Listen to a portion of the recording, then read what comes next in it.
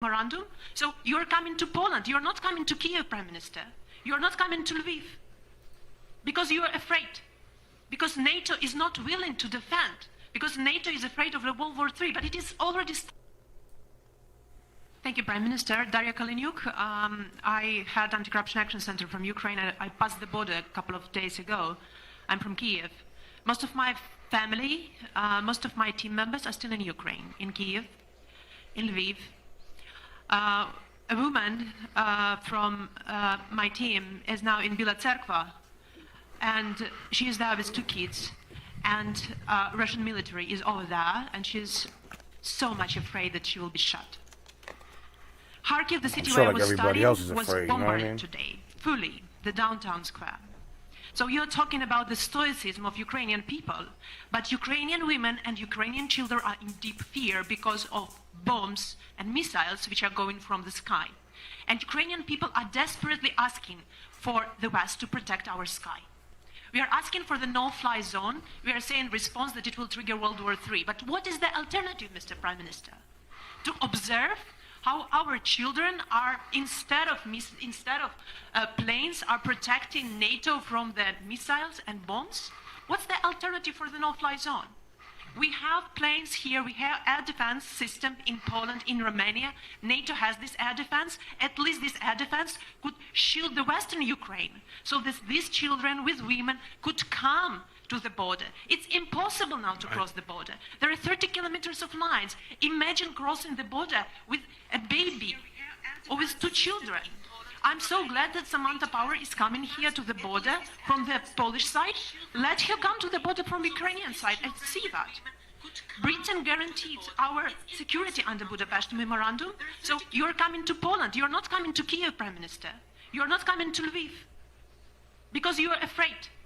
Because NATO is not willing to defend, because NATO is afraid of the World War III, but it is already started. And these are Ukrainian children who are there taking the hit. You're talking about more sanctions, Prime Minister, but Roman Abramovich is not sanctioned. He's in London. His children are not in the bombardments. His children are there in London.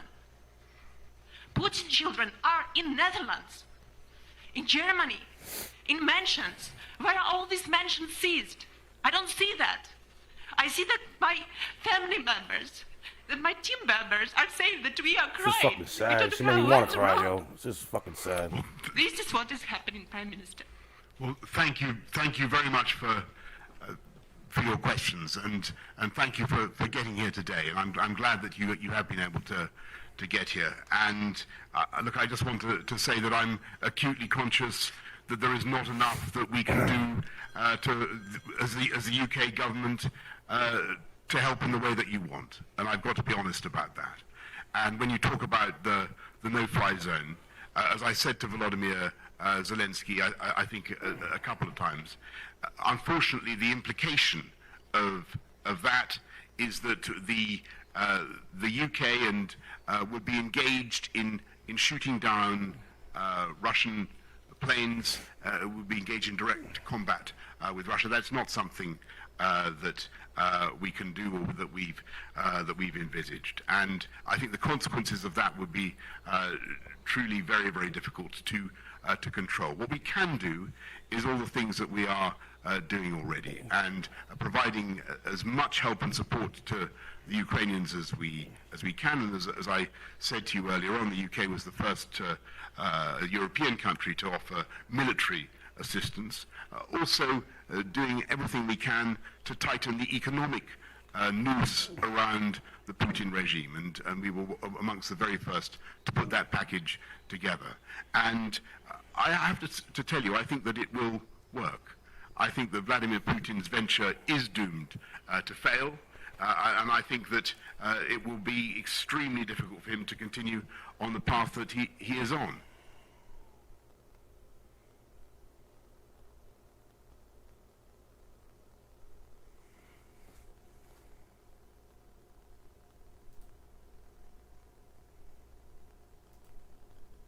I would like to read from the screenshot of the smartphone of a killed Russian soldier. That's an actual screenshot from someone who is dead already. Wow. Actual screenshot from someone who's dead already. Lёш, Alyosha, how are you doing? Why has it been so long since you responded? Are you really in training exercises? Asks the mother of the killed soldier. Moments before he was killed. Mama, I'm no longer in Crimea. I'm not in training sessions. Where are you then? Papa is asking whether I can send you a parcel. What kind of a parcel, Mama, can you send me?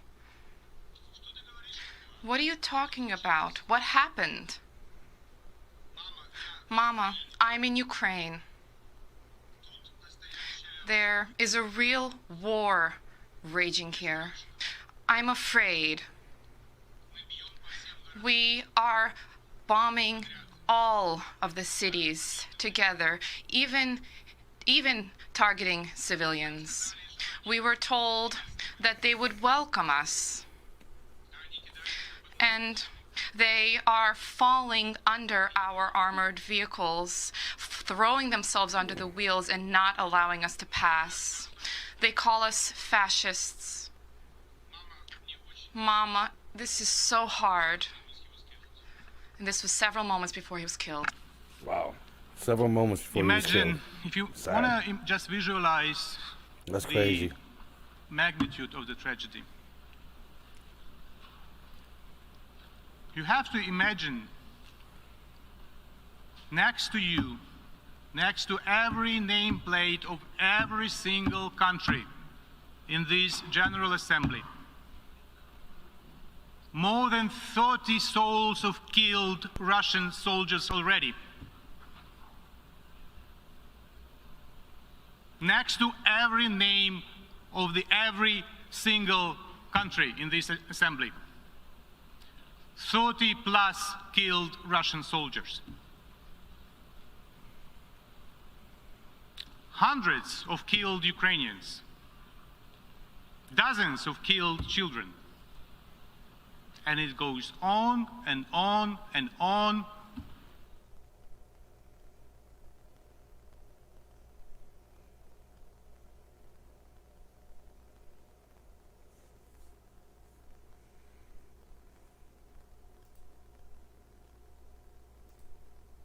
I'm making this quick video because it has been 1 month since joining the Cashflow 101 system, and so what I wanted to do is make Our union is showing a unity of purpose that makes me proud. At the speed of light, the European Union has adopted 3 waves of heavy sanctions against Russia's financial system, its high-tech industries, and its corrupt elite. And this is the largest sanctions package in our union's history. We do not take these measures lightly, but we feel we had to act. These sanctions will take a heavy toll on the Russian economy and on the Kremlin. We are disconnecting key Russian banks from the SWIFT network. We also banned the transaction of Russia's central bank, the single most important financial institution in Russia, and this paralyzes billions of foreign reserves, turning off the tap on Russia's and Putin's war.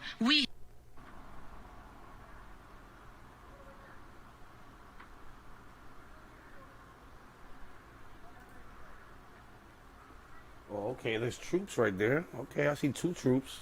3, 4. 4 troops I see. There's 1 here, 1 here, 1 here, 1 over here. Well, there's 3 over here. 1, 2, 3, 4, 5, 6, 7. Are they Ukrainian or what are they? I don't have no idea.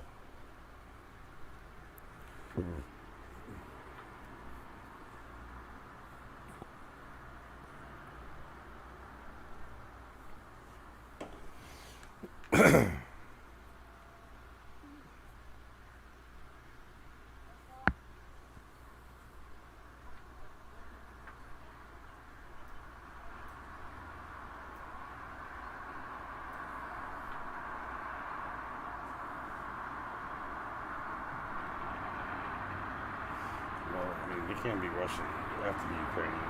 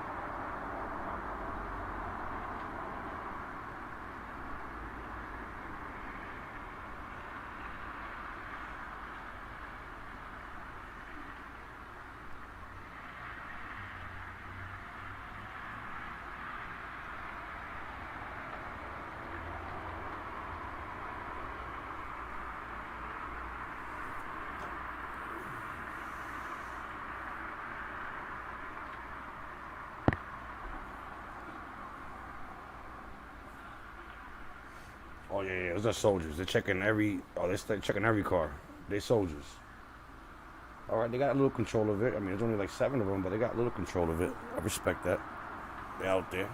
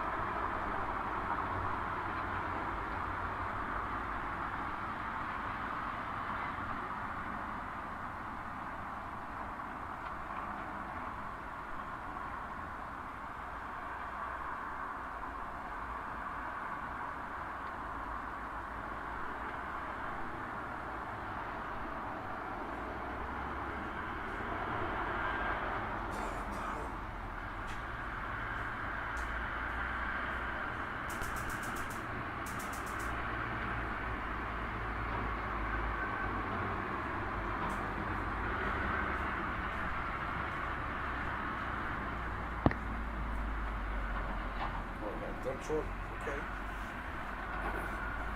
What's up, people? Thanks for tuning in. I appreciate you guys. Subscribe if you want. If you don't, it's okay. But we got soldiers here checking every car that goes by. Every car.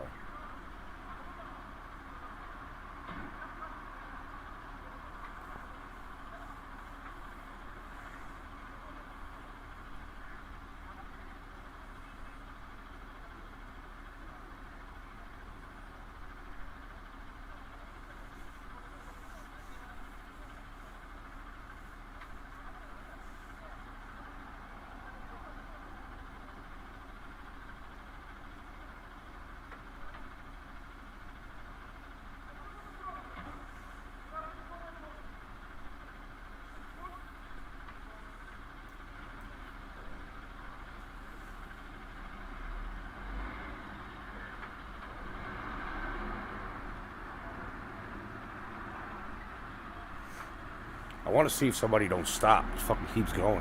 See what happens. Oh, hold on, they didn't search that one though. They let him keep going.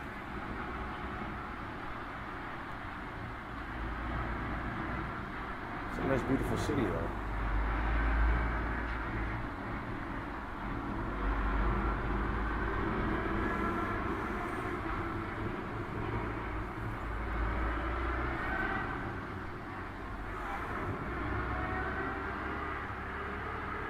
Hey, shout out to the Ukrainians. They're holding it down. Shout out.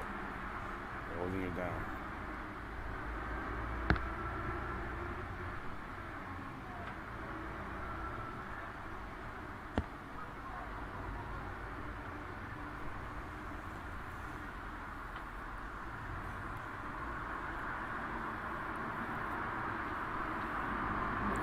Hey, Mr. James.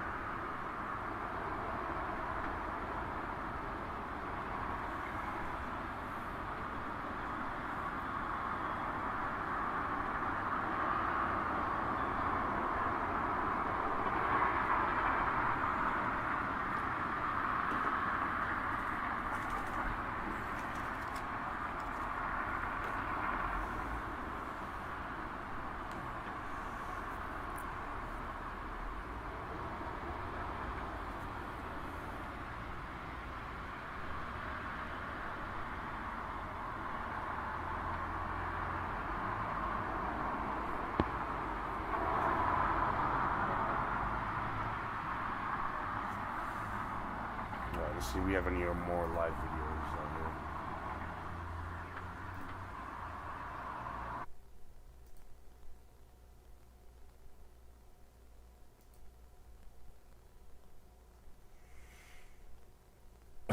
Excuse me.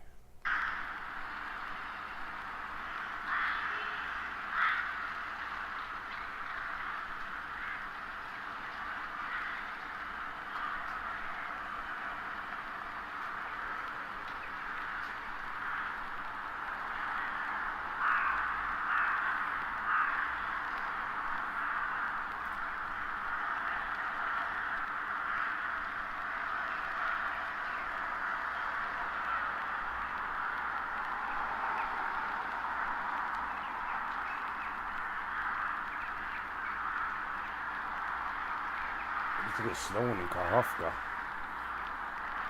That's what it looked like. Those birds in the bottom left corner flying, what is that, snow? Or just debris from all the bombings?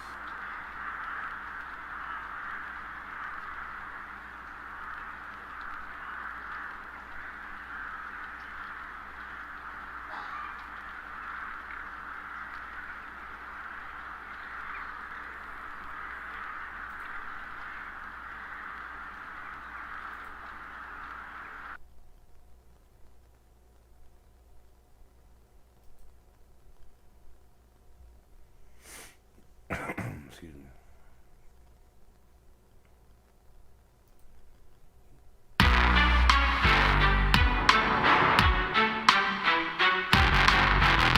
The High Commissioner to release without delay her report on the situation there. We must redouble our efforts to address the growing humanitarian crisis in Afghanistan, human rights crises in Burma, Cuba, the DPRK, Iran, Nicaragua, South Sudan, Syria, Venezuela, and Yemen, among others, also demand this Council's ongoing attention. In each of these places, we must not only denounce abuses, but work to stop them and hold perpetrators accountable. Yet, at a moment when the world needs both moral clarity and unity from this Council, some governments are arguing that sovereignty gives countries the right to do whatever they want within their borders. It's no coincidence that many of the governments making this argument are systematically abusing human rights and have been eerily silent in the face of Russia's flagrant assault on Ukraine's sovereignty.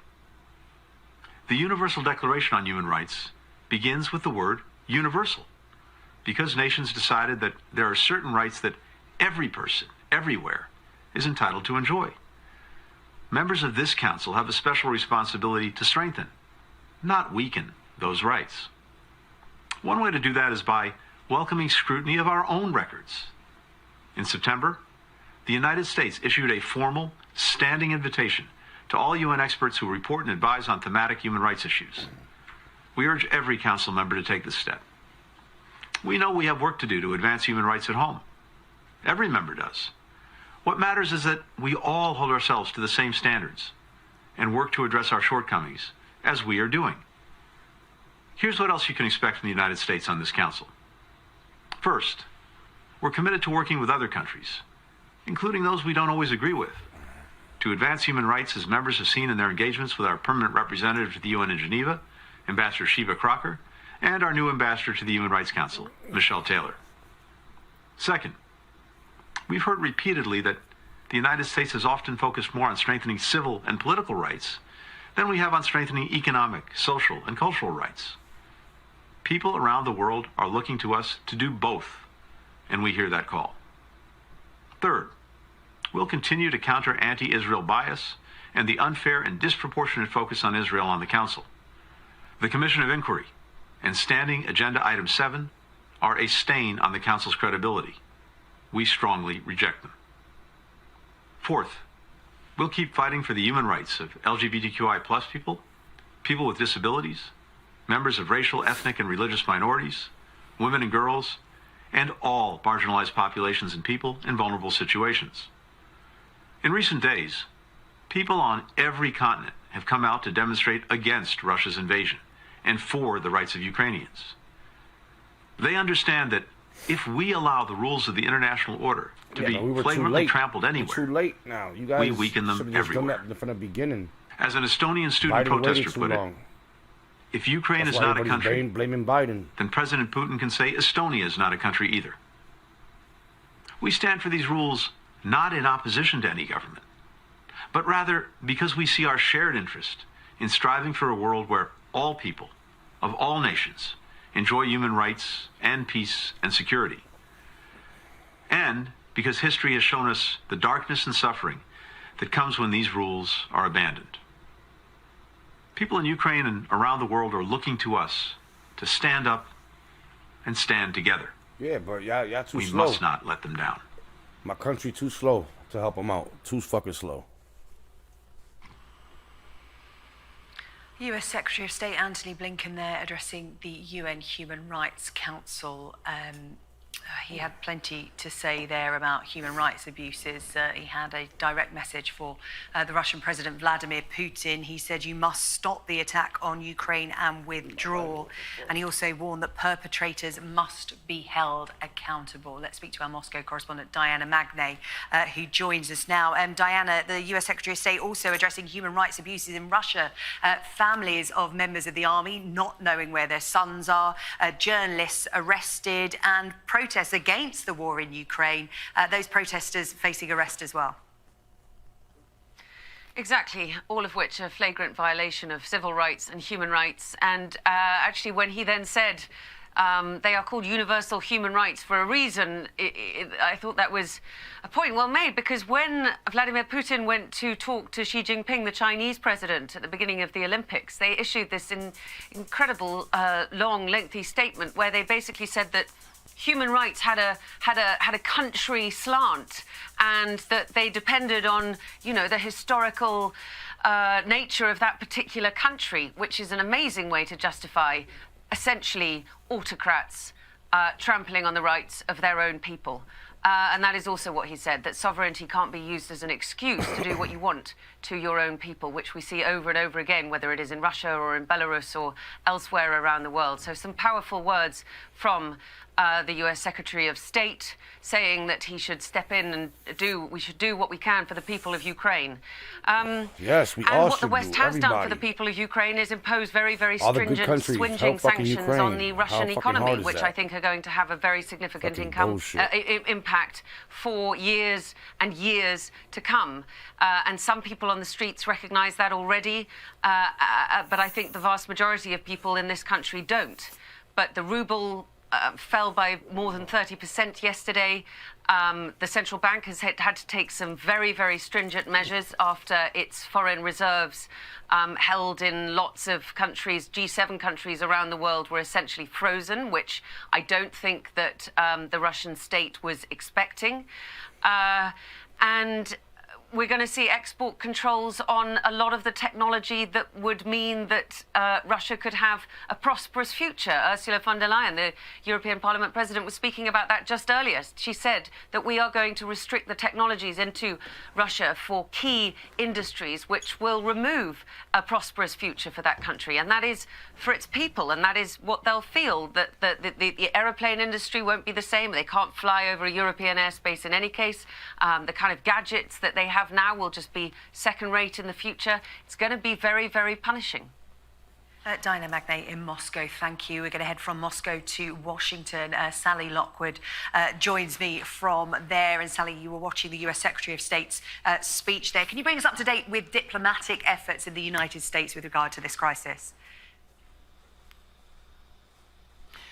Yes, hello to you, Sarah Jane. Of course, diplomacy battles continue both sides of the Atlantic, as we saw with that address from the Secretary of State there to the UN Human Rights Council.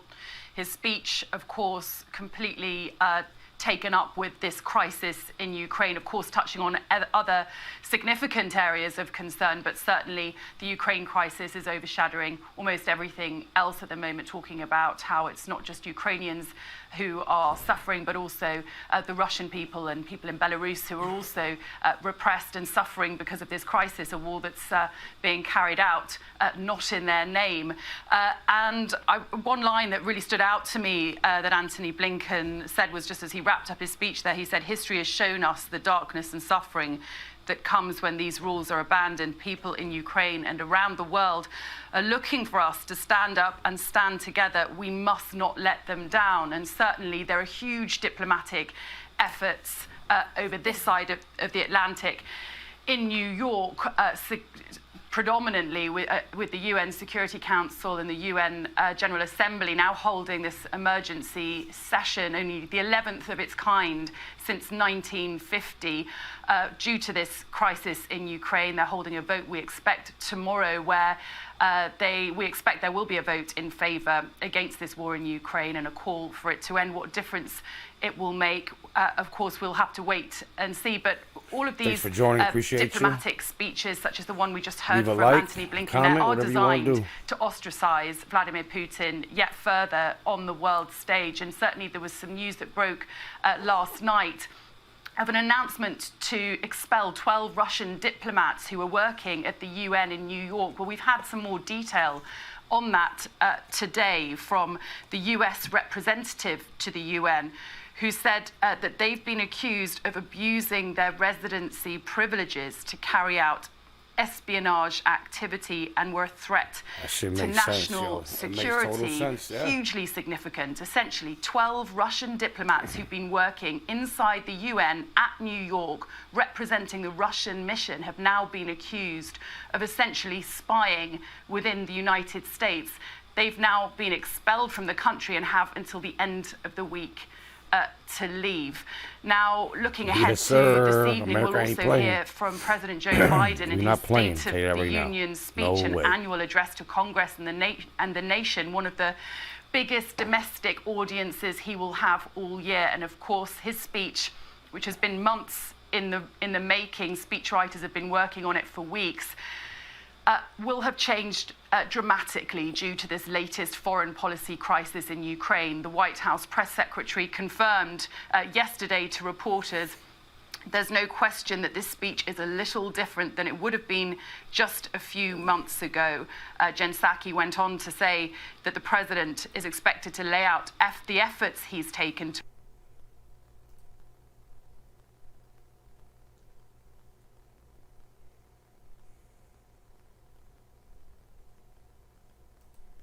What if you could tap into a woman's attraction mechanism and get any woman instantly attracted to you, even without saying...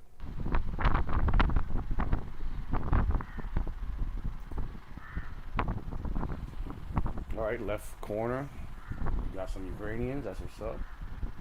Holding it down.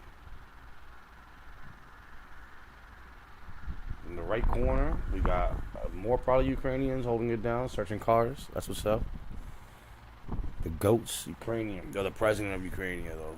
That's the hero. That's the legend right there. All the presidents should take advice from him. Fight for your country. Don't be hiding in bunkers.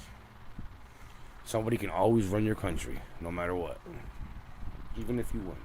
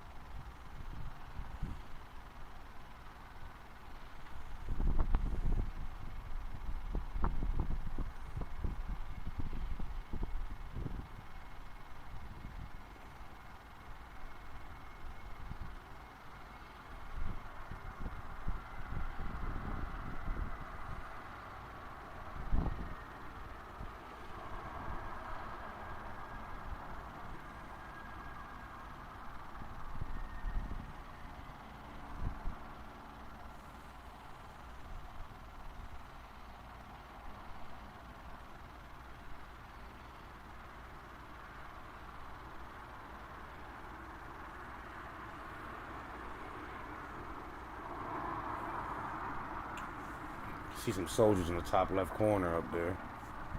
4 of them, at least. And you see more on the right corner. More soldiers stopping all these cars and trucks and stuff like that.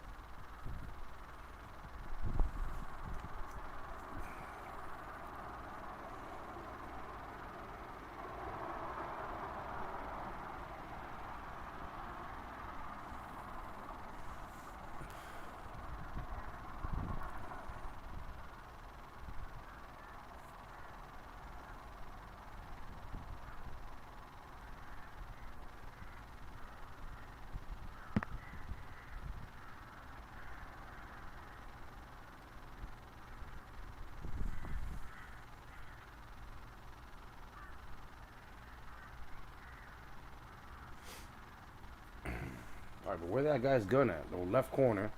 Where his gun? He walking around with like a purse. He too calm.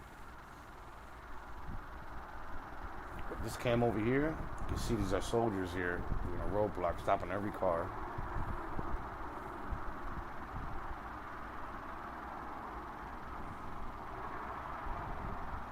This one here, this one is like just a ghost town. Ain't nobody around this one.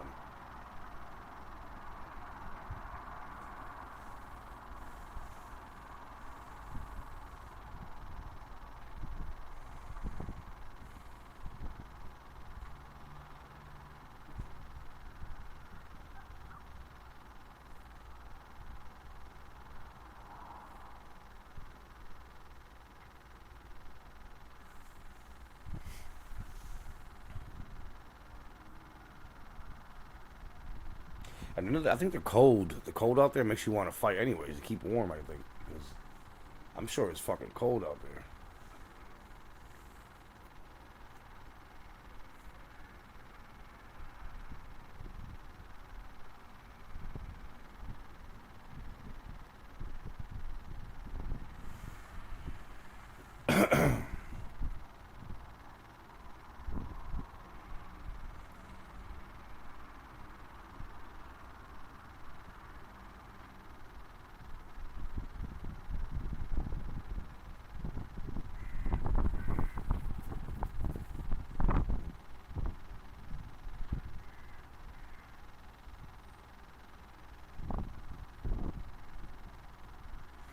I mean, Cam 1, they're not stopping nobody. They're just letting people go. I mean, they should stop people to see who the fuck they are. You know what I mean? You never know. Russians could have stole the vehicle and just, try to ambush them. Where are the guns at? Cam 1, look at him. He has no gun. He's just walking freely with no gun. Nothing to protect himself with.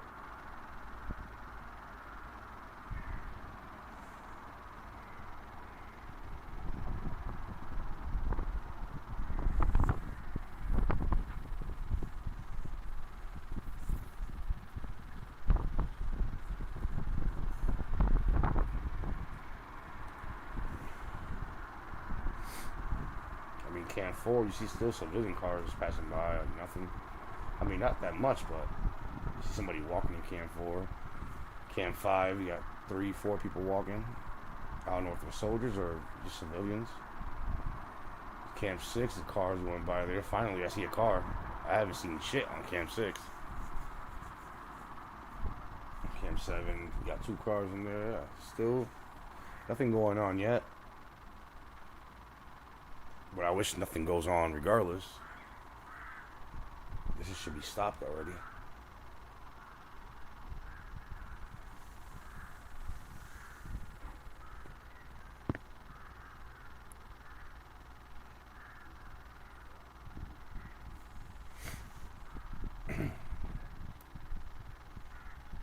Alright, so there's one soldier behind the bags on Cam 1.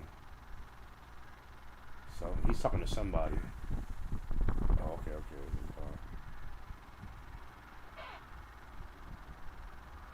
Oh, hold on. So Cam 1 and Cam 3 look like they're the same. Hold on, let me see. No car coming? Oh, never mind. Not the same. Never mind.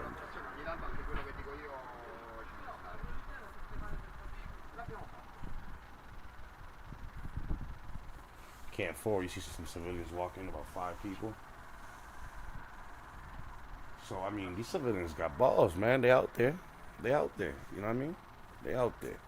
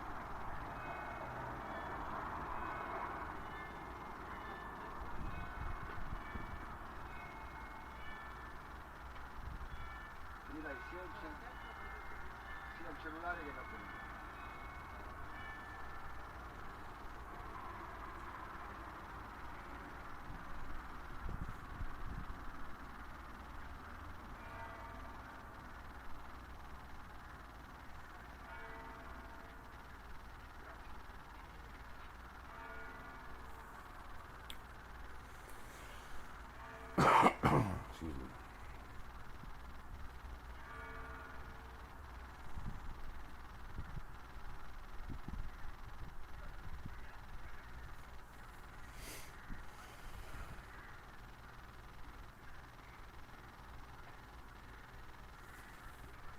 Oh, there's some other live cams.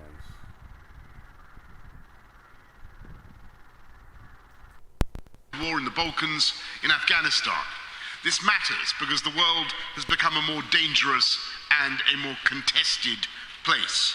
A few short days ago, we all stood witness to scenes we hoped we would never see again on the continent of Europe. A sovereign, democratic people fighting for their lives against a foe who wishes to subjugate them by force. As we realize the terrible extent of President Putin's ambitions, the world has been rightly united in praise for the valor and bravery of the Ukrainian people, led by President Volodymyr Zelensky. And I expect, like colleagues here, I've had the privilege of speaking to President Zelensky virtually every day since the Russian invasion, and I've heard firsthand his sheer determination that the freedom his people have experienced must never be snatched away. And indeed, it's clearer day by day from the way the Ukrainians are responding that President Putin has made a disastrous miscalculation. His troops have not been welcomed into Ukraine as he prophesied, and instead the Ukrainians have mounted an astonishing and... I guess they told them that, I guess Putin and the generals told their soldiers that they're going to be welcomed in Ukraine. It was like a exercise or training they were going to do with them to figure out that they were going to full out war with them, you know. It's kind of fucking sad. You know, Putin is a fucking punk. That's it. The pitch. And tenacious resistance. We, as the international community, have a responsibility to do everything we can to help the Ukrainians in their efforts. And that's why the UK has trained 22,000 members of the Ukrainian armed forces and why we've provided further defensive military support to Ukraine. And we have a responsibility to all Ukrainians. That's why the UK has provided £140 million in humanitarian aid to Ukraine and to the region. It's why we've deployed both humanitarian experts and hundreds of military logistics experts to Ukraine's neighbours to help them shelter those seeking sanctuary on their shores. And it's why we've announced the first phase of a bespoke humanitarian route for the people of Ukraine to come to the UK. It's also why, alongside allies across the world, the UK has swiftly executed the biggest package of sanctions ever imposed against a G20 nation. And we've seen organizations from banks to oil companies to football leagues to singing competitions who've made it clear that Vladimir Putin and his regime must be isolated from the international community for his actions. As we support the people of Ukraine, we must also shore up our shared resilience, both to protect. Is it on? I'm Maylin Lee. And life just got weird. She's like a magical bear? Red Panda. Disney and Pixar's Turning Red. Rated PG. Streaming soon only on Disney+. The State of the Union address is the biggest stage for any president, but tonight President Biden faces unique challenges both at home and abroad. Biden, you haven't done shit, war Biden. in Ukraine with Okay? the worries You of haven't done Americans. shit. And while the You were too COVID late. situation is improving nationwide, Americans are And now you struggling gave, with I record guess, inflation some intel and to soaring China. gas You prices. gave? Huh. Still, senior Guess what? advisors say the You're gonna president be will present an investigated, bitch. optimistic view of the country's future. President Biden Biden going- recently well, he got detailing Alzheimer's. what he hopes his Poor legacy guy. will be. I hope my legacy He is has to that have Alzheimer's. I was you know able what I to mean? restore Crazy. some decency and honor to the office. I was able to bring the middle class back to a place where they had real opportunity, given an even chance to succeed.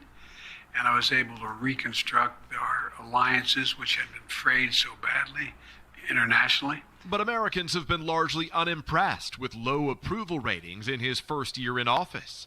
A new poll showing only a third of Americans are satisfied with the president's handling of the Ukraine crisis. On Monday, President Biden trying to downplay the risk of a nuclear standoff after Vladimir Putin put his nuclear deterrence forces on high alert. Should Americans be worried about nuclear war? No. While the U.S. is leading a coalition of allies ratcheting up stiff sanctions against Russia and delivering hundreds of millions of dollars in military and humanitarian aid to Ukraine, the White House has ruled out imposing a no-fly zone over parts of Ukraine, despite President Zelensky's urging the U.S. and NATO to do so. Is there any way in which the U.S. no-fly zone over Ukraine? It would essentially mean the U.S. military would be shooting down planes, Russian planes. That is definitely escalatory. That is not something the president wants to do.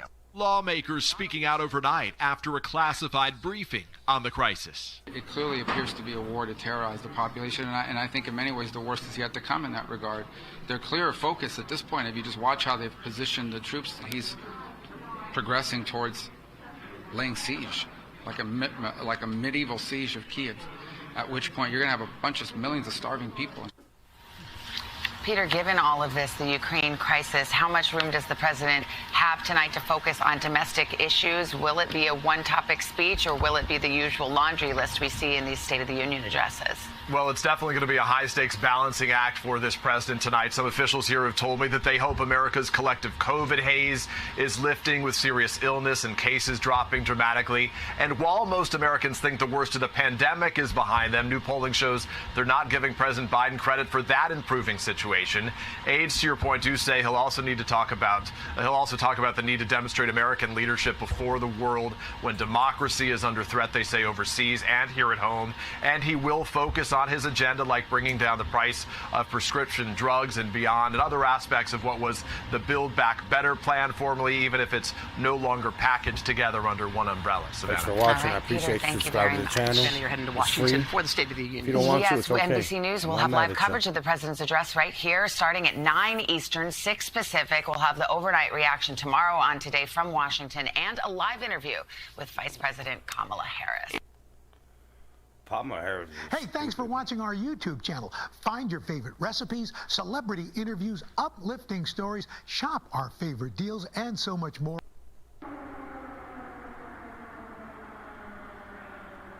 Well, is that sirens? I hear sirens.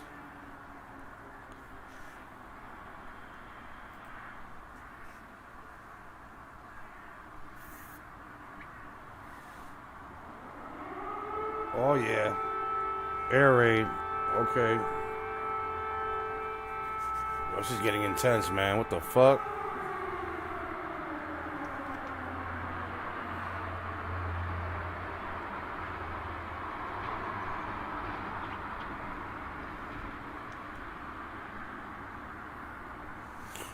This is getting intense, man. What the fuck?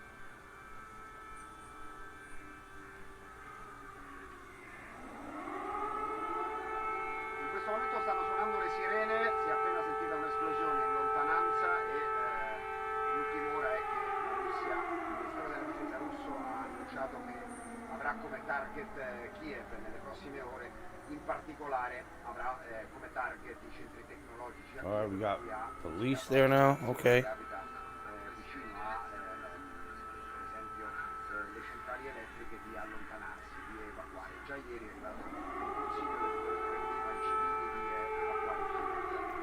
Nella notte sono continuati i bombardamenti, stamattina c'è stato quel missile, poi Kharkiv, distruggendo la piazza centrale e la sede dell'amministrazione, la seconda città del paese. Sono stati poi al centro dell'accorato appello di Zelensky all'Unione Europea. Dimostrateci che siamo parte dell'Europa, dimostratecelo concretamente. E ha detto questo potrebbe essere permesso di noi l'ultimo giorno, abbiamo vissuto una mattinata drammatica. Stiamo lottando per la libertà e per un discorso fortemente emotivo ucraino. Stiamo lottando per la libertà, stiamo morendo per valori che sono europei, cioè la libertà e il nostro desiderio di indipendenza. Siamo forti e nessuno ci spezzerà. Una resistenza, quella ucraina, che stiamo vedendo per le strade, sono tantissimi. Adesso non solo i soldati ma i civili armati che bloccano le strade, controllano le macchine. Kiev si sta preparando all'assedio anche perché ci sono 60-65 km di mezzi russi in arrivo e i primi sono attestati a 15 km da qui. Dunque l'idea, oltre che di bombardare dall'alto con missili balistici, è di accerchiare la città in un assedio. Non si capisce se interromperanno l'elettricità della città, il che sarebbe ovviamente drammatico. Il clima che è anche molto raffreddato in queste ore, quindi fa anche molto freddo. I soldati di strada devono combattere anche contro di questo. Zelensky poi ha parlato e ha detto attenzione, non è un attacco militare, non è un'operazione militare come dice il Cremlino, ma stanno colpendo obiettivi civili sempre di più di 400, sono morti solo ieri, sono morti 16 bambini. Cos'è questo? Se non un orrendo attacco militare. I negoziati dovrebbero riprendere, secondo l'agenzia russa TASS, domani, la notte prima dei negoziati, il giorno prima dei negoziati, la Russia ha pesantemente bombardato Kharkiv, uccidendo molti civili. Adesso ha annunciato bombardamenti a Kiev, si teme che nella notte possa colpirla duramente per sedersi domani con ancora più forza a un tavolo di negoziato che sono iniziato in maniera difficile, anche per le dichiarazioni post negoziato di Macron.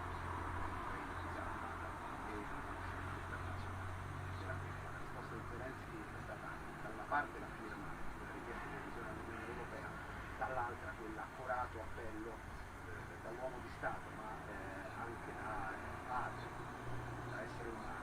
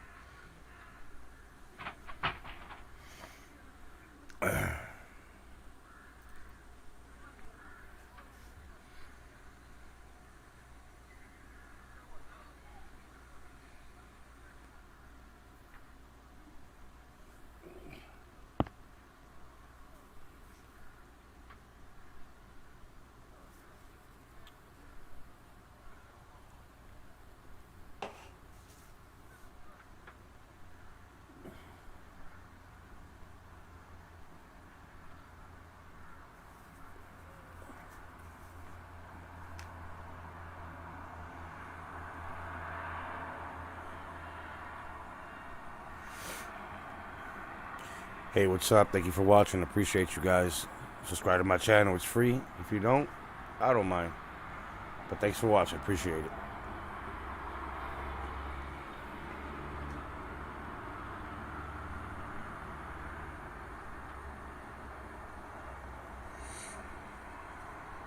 Hey, what's up? Thank you for watching. Appreciate you guys.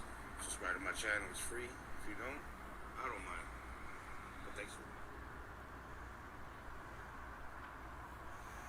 So as you know, we got soldiers out there. We got about 8, 9, 10 of them.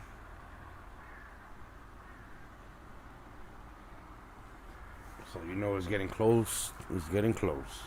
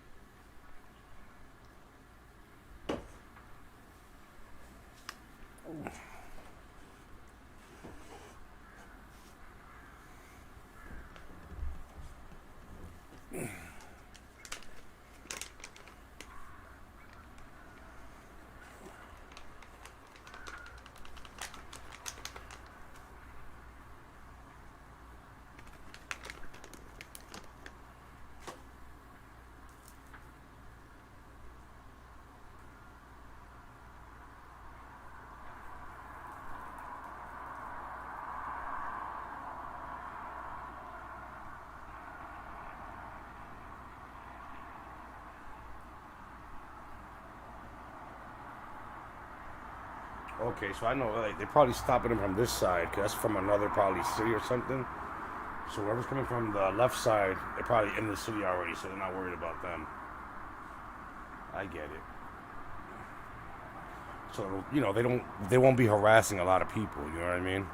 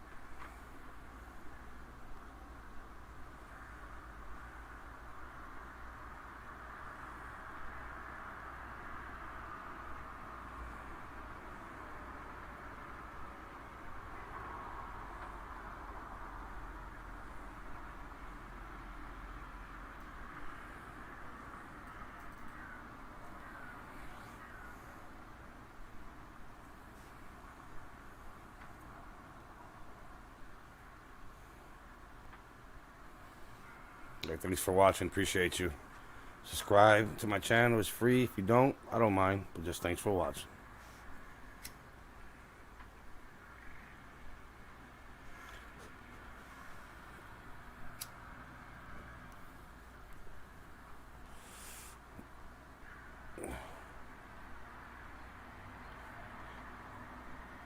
So to give you guys an update, whoever's watching, there's the Ukrainian soldiers checking every car that comes through there. So right now it's about 5:20 p.m. So pretty soon it's gonna get dark.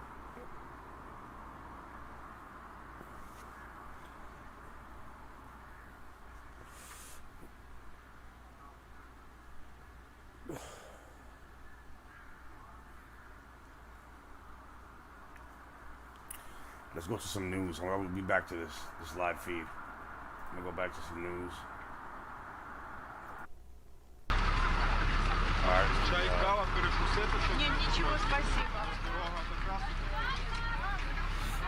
Excuse me. Oh, excuse me. Alright, these are Ukrainians crossing the border of Poland. And praise Poland for letting them across. Romania, Slavic, all those.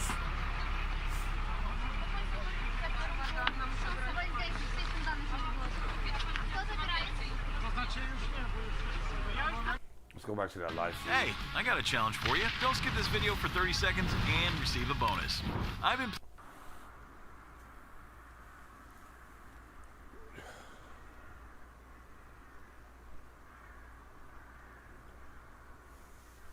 The Ukrainian people are just extraordinary. Hey, thanks for watching. Appreciate you. Subscribe to my channel. I mean, if you don't want to subscribe, it's okay. I still appreciate you. That's the point. But whoever's watching, there's Ukrainian soldiers actually checking every car that comes through that road right there. There's about 6, 7 of them. I counted 10 at one point, but I think there's about 6, 7 right now. So it's about 5:20 p.m. out there right now.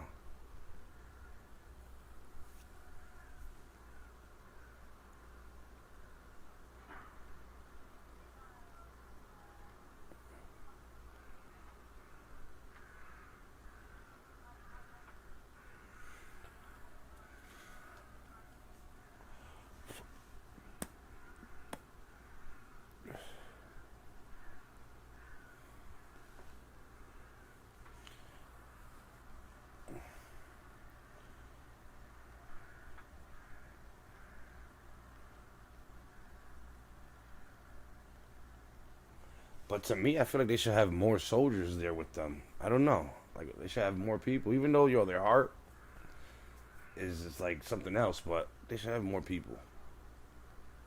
Like I said earlier, I counted like about 10 of them there. So I don't know what 10's gonna do against armored trucks. I mean, they've shown they can do a lot, but I don't know.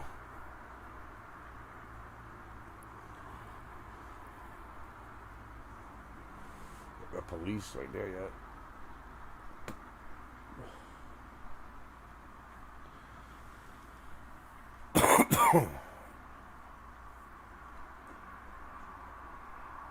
Watch, they're gonna stop this white car right here. Watch.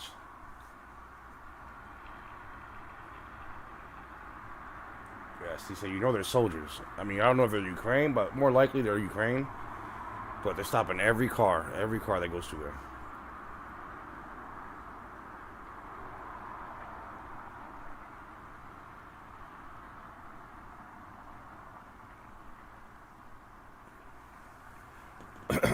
Police going by.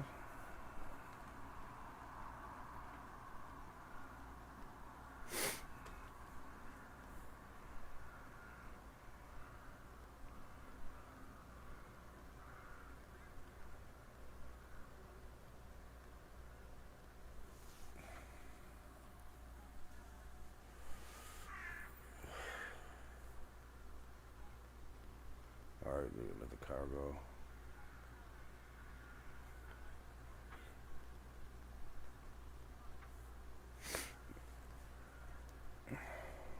Still got to stop, no matter if you're going left. Still got to stop. Hold on, what's up with all these white cars? That's crazy. Mad white cars.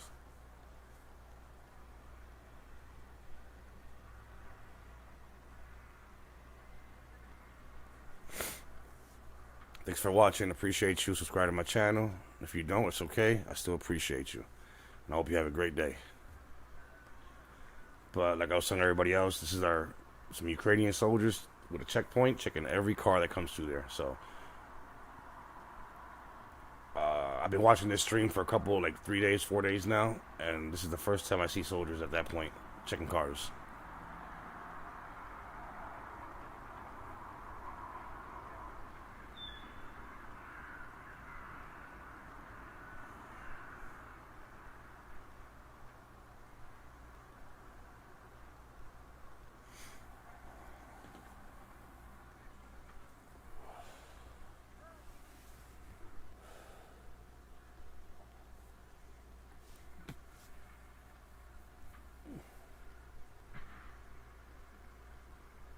And earlier, actually, about 20 minutes ago, you can hear the sirens in the air, like air raid sirens. They're going off for a little bit, but nothing happened, so that's a good thing.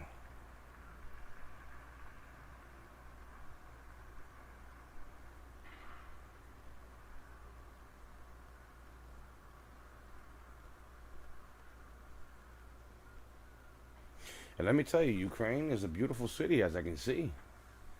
Big, tall skyscrapers, nice buildings. The residential area looks nice.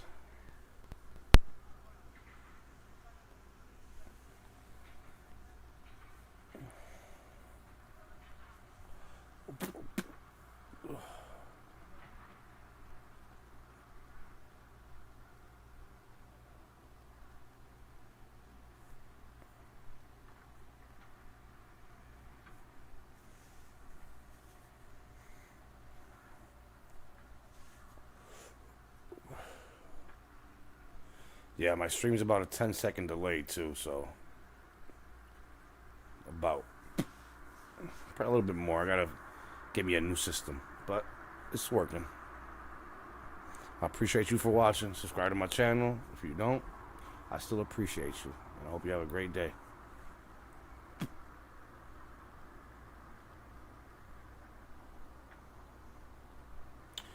So like I was saying, there's there's a group of soldiers here checking every car that comes by this road. So, and I was watching this stream a couple days ago and there was nothing here, but now there's soldiers there. So, but I think they're Ukraine. They're not Russian.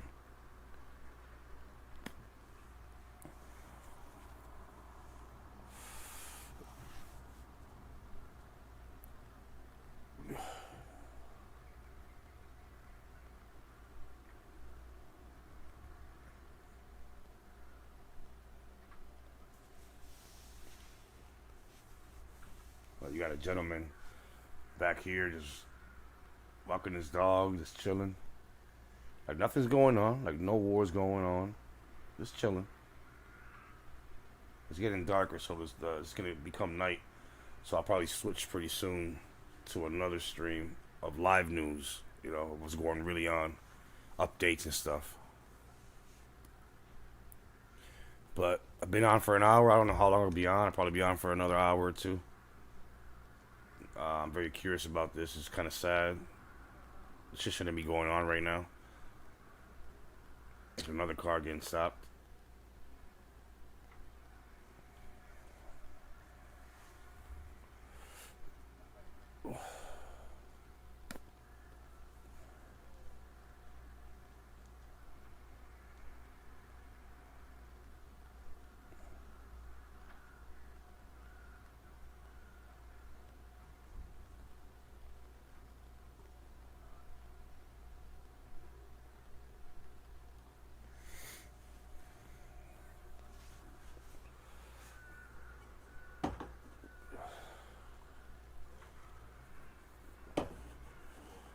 All right, let him go. He good.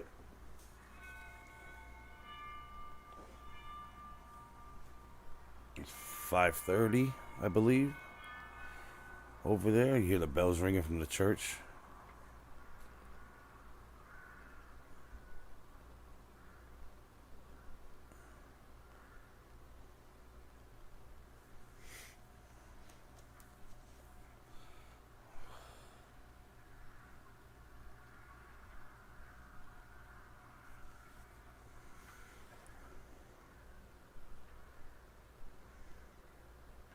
And I give them numbers, they've been there for hours and hours and hours in the same spot, just protecting that spot. So other countries, take advice, man, or take learn from this. Not advice, but learn from this. That when you're a citizen, man, we gotta stand up for our own shit. Ain't nobody can take our shit away that we built with our own hands and our own struggles and getting up, going to work every day. To take it all away from us? Nah, not gonna happen. And that's what the Ukrainian people are saying. Not gonna happen. Not easy.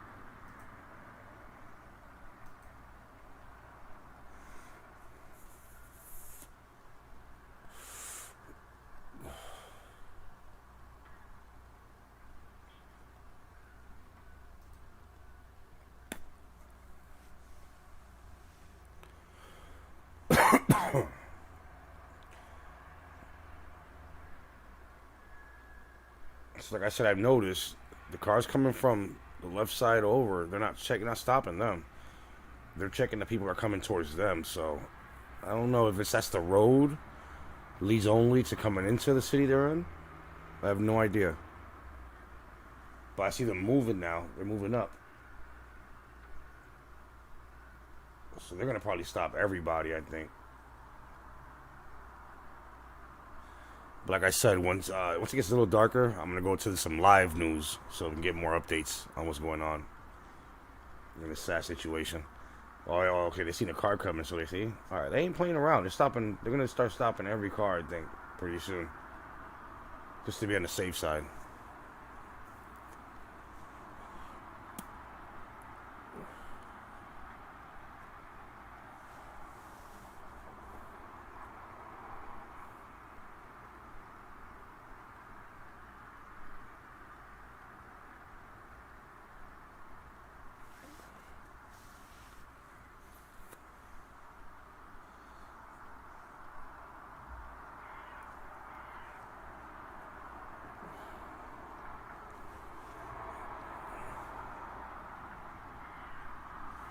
So, you know what? It's getting about a little bit of grainy now. So, you know, I'm going to go to some live news and stuff like that.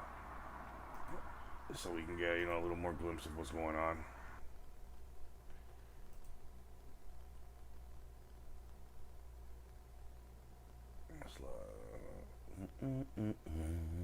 Appreciate y'all for watching, though.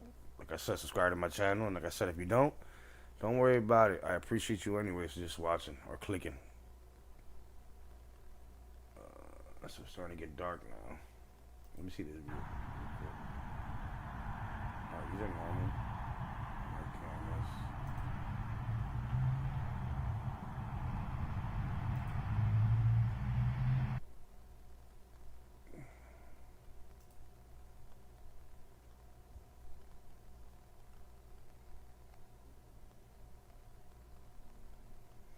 Let's see what they got to say. Did you know you could receive free cell phone service? Thanks to the COVID-19 Relief Act, get unlimited data, talk, and text. Is a game changer. We've saw before an awful lot of light equipment, and what we're seeing now is probably roughly the equivalent of a traditional Russian tank division. And so if you look at the bottom right, 300 of those, top right, 2 S-19 heavy artillery gun, about 130 of those, some maybe a bit smaller, and top left rocket launchers, at least 12 of those, and they may be bigger. So this is a major change in the combat power that could be applied to Kiev. And it's all on the road at the minute. It would probably take 24 hours before it's ready to go. And then we're going to be at a critical juncture. So once this force is arrayed outside Kiev, will the Russians say, we have the ability to destroy your city in stages? Do you want to talk? Do you want to come to terms? Or will it simply be applied? And what we've seen today in Kharkiv and other places is this weaponry being applied. So we're going to look at a couple of video clips. The first one from Kharkiv this morning is of what's been called a cruise missile destroying one of the buildings in Freedom Square. And you can see the missile arriving. Now that might be an Iskander missile or equivalent. The warhead on the end of that missile, wow, look at that, 480 kilograms. So it's about 6 large men's worth of high explosive. You can see the effect that it has. Now that is a precision attack, so accurate to between 5 and 30 meters. So devastating, but it goes where it's sent. On this next video clip is a much more alarming use of indiscriminate firepower. I talked about 130 artillery guns. Those are not precision weapons. 6 of those devastate an area about the size of a football pitch, and they have 130 of them. So perhaps by the end of this week, Russia will be using that sort of firepower against the built-up areas in Kiev and other cities. And if they do that, they'll destroy the city they claim to liberate, and they will be killing an awful lot of civilians. We won't be in the tens or the hundreds, we'll be in the thousands. And that's the dilemma I think everyone is facing. And Prince Charles has called Russia's invasion of Ukraine a brutal aggression and added that the values of democracy and freedom are under attack today in Ukraine in the most unconscionable way. Ukrainian wow. border with Poland. We've been telling you over the course of these last 6 days. A Ukrainian official said at least 10 people were killed and 35 were wounded in rocket strikes on the city of Kharkiv this morning amid Russia's invasion. Women there with young children, of course, families having to leave. Much respect to these countries out there, you know what I mean? So many women respect. and children going there, having to leave behind letting these people in their country, fathers, you know, so that's not easy. And to head to NATO member countries. Appreciate you for watching. You know, subscribe to my channel. If you don't, it's okay. I still appreciate you. With food, with clothes, with water, because so many people making that journey over a number of days, travelling hundreds of miles to reach that point, and some of them simply abandoning their belongings along the way. You can only imagine what it's like to make that journey with children, but you can see there people arriving at that checkpoint in Poland, coming off coaches, people arriving on foot, by car, by coach, by whatever means they can to reach that border with Poland. Our Europe correspondent Adam Parsons has been there all week bringing us their stories. There is frequent shelling in Ukraine. We understand the fighting is fast approaching. Yeah, they're talking about war crimes Some for Putin. civilians, however, do not want to leave Kiev. Let's speak to one of them, Dan Baker. He's been living in the capital for 5 years with his family. He's a British citizen, and he joins me now. Dan, really good to talk to you this afternoon. Thank you for joining us. Well, thank you for inviting me. Talk to me about why you want to stay in the capital, Kiev. We've been talking about it here on Sky News. There is a Russian military convoy, we understand, some 40 miles long, heading your way. And from what we understand from our military experts here in the studio, that will be upon the capital within the next 24 hours. Yeah, I've seen the news today. Why I'm here? Okay, I've made a home here. I've made a career. Facts. Made a home, career. You know, we shouldn't even be here. My wife and I. 5 years ago, we applied dedicated for a to his visa as a country. married couple to live in UK, and it was turned down. Then we appealed, and that was turned down. So I've already been forced to leave one of my homes. I'm not going to be forced to leave my next home. Excuse me. Dan, have you tried to apply for a visa since the conflict began, or have you just written off returning to Britain because of the complications you've had? Really, ironically, we are supposed to be coming back at the beginning of April for my younger brother's wedding. Well, it ain't gonna happen, buddy. Wednesday, Sorry. which was the day It's previous sad, but to it ain't the gonna start happen. of the war, Not April. My wife and my And that's my daughter favorite month. received That's their my month for my passports back birthday. with a visitor visa And my in son, it. actually. But the visitor visa is not valid until the 19th of March. So this was the day before, and then we woke up at 4 a.m. to missiles. So it's been a bit of a roller coaster so far. I can only imagine the emotions that you're all going through. Can you describe to me what life has been like in your apartment, in your adopted home city over the last 6 days? Well, we had to leave our apartment. I took a decision on the second day of war because it was still some air attacks, and our new apartment, which we just moved into literally 3 months ago, just finished renovating it. It's on the 26th floor, and I didn't feel that safe. It was a bit exposed to the missiles.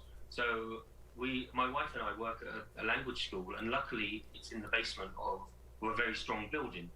I'm not going to be giving out the exact location, but it's... No, not right now, you can't. Here, and we feel safe here, you know. In regards to how we're dealing with it, it's day 6 of the war. Everything is just running as normal life at the moment. It's been calm for a few days, and everybody's getting on with life. Dan, can I just ask you how your daughter's getting on with all of this? How old is she? Because we're seeing so many pictures coming into us. I mean, we're looking here at pictures of the Ukrainian border with Poland, of young children with their mums. They've travelled for days, hundreds of miles. Their parents are having to explain to them what's going on. One day they were in school, the next day they're told they can't go to school and they have to flee.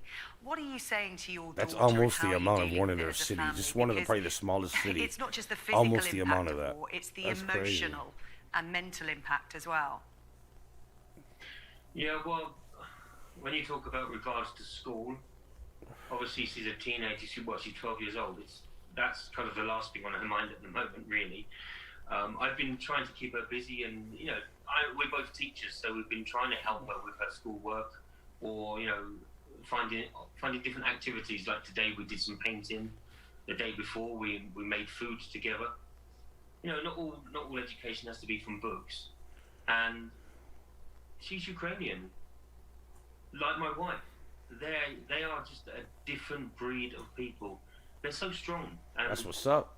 They're so fearless. And That's I've what's been up. They should be staying strong fearless. for them, That's my kind of emotionally, to people keep I like to them, hang around with. the Fearless calm, people. to have like Something like that a happens, strong we're gonna family fight unit, together or knowing stay that we'll be together. safe. Yeah, Dan, That's you've how I adopted come the from, how Ukrainian I'm raised. people as your own, and people in other countries, countries that are aligning themselves alongside Ukraine in support, have been, as you said, admiring the spirit of the Ukrainian people, led by Volodymyr Zelensky, who represents everything that the people are fighting for. Talk to me about the people you're talking to in your city and what they're saying about their resistance, their defiance in the face of what's happening. It's not unusual. I knew this would be the case. That, you know, can you imagine when this 40-mile convoy comes and that's what we have to deal with? You know, if Russia failed to invade Kiev or failed to get Kiev and have to fall back. Yo, look at that screen right there. That's fucking a convoy. Ukraine let them into Over the 40 country, miles they of lose their vehicles entire of the country. Russian army. So the stakes are very Like, that high should for be a Ukrainians, scary and they've sight got right nothing there. to lose. They've got the energy. That's the You know, airport they'll base. I hold think they them off. bombed. I've got no doubts about that. Yeah, Dan, talk to me about what's going on around you in terms of we're hearing about men and women who have never picked up a weapon before, who have no military experience, getting involved, saying we are ready. If the Russian troops arrive on our doorstep, we are ready to... Biden, I hope you go to jail. Because I think that's where you're going. Or maybe to the nursing home. Either one. Because what you've done is fucking disgrace. It's a disgrace to this country. And then the allegations about China, about you giving them some intel and stuff like that. And then they ask you a question about that, and you said that you can't answer on that right now. Like, that's how I know you guilty. You piece of shit. Our president's another piece of shit. He's like Putin. Because who knows what one is capable of until one is pushed and something escalates. So at the moment, my priority is to keep my family safe. But yeah, the Ukrainian people have had to deal with this since 1991. This isn't something new for them. They've grown up under this oppression. And you know what? If you treat people who are oppressed with evil, they take that evil and they turn it into elixir. You know, they will take that back and times it by 10 and force it back upon the oppressor. So there's a lot more to play out in this war, I think. Yeah, Dan, we are only 6 days in, but we are learning and witnessing so much. And as you said, you don't know what's going to unfold and what action you'll have to take, but you're quite right. Your family come first, and we wish you and your wife and your daughter all the best. We hope to speak to you soon. Stay safe. Thank you so much. Dan Baker. Thank you. You're watching the Sarah Jane Mee Show here on Sky News. Coming up, we'll have more on the situation in Ukraine, concern mounting for hundreds of thousands of orphans in the country as the fighting continues. Shit is sad, yo.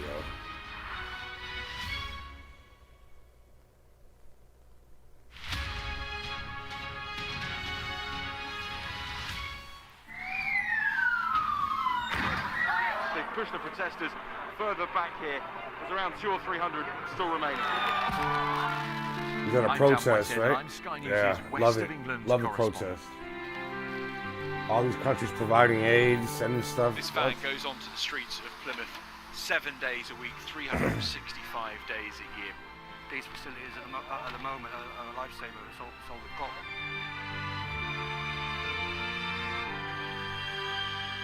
Look at how beautiful that looks. Look at that. That's so From beautiful. fishing communities to bustling cities, we spend every day reporting from across the region, hearing from people who have real stories. See, we need to get to stuff like this a little bit. Instead of the war, get some, you know, a little bit of, you know, something else. Inside the properties here. They're coming from the epicenter of what is now a global health pandemic. We were seeing and speaking to young women who were selling themselves right on the high street. It was desperately sad, and the fact it was happening right in the heart of this community. Before Brexit, these oysters were being exported to the EU, but the trade stopped overnight. What's your feeling about the future then? Blake might all be finished, I don't know.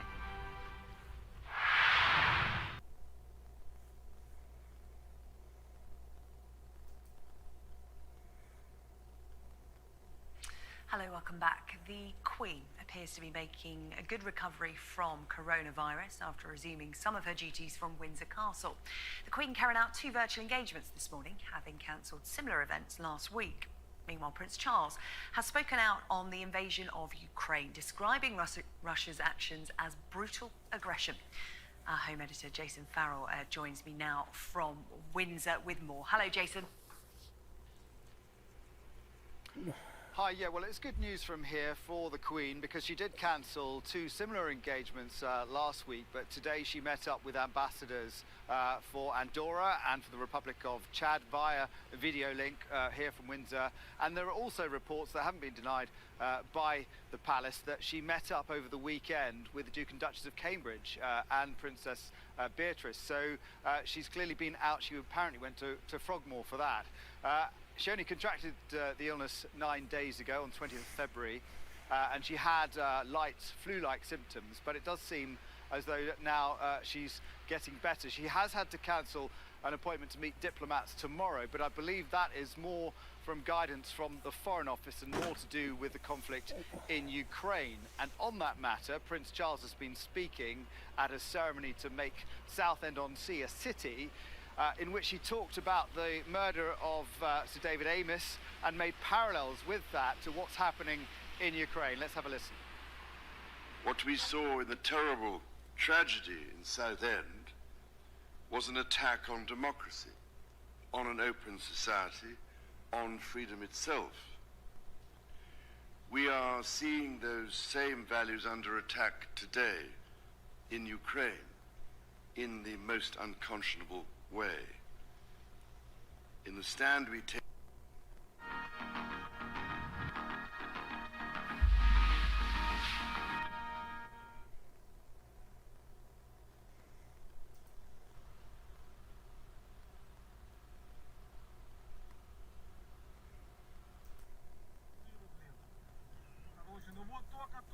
A Russian airstrike on a military base at Brovary, northeast of the Ukrainian capital, Kiev. Drive quickly as they'll strike again, the man says, as flames light up the horizon.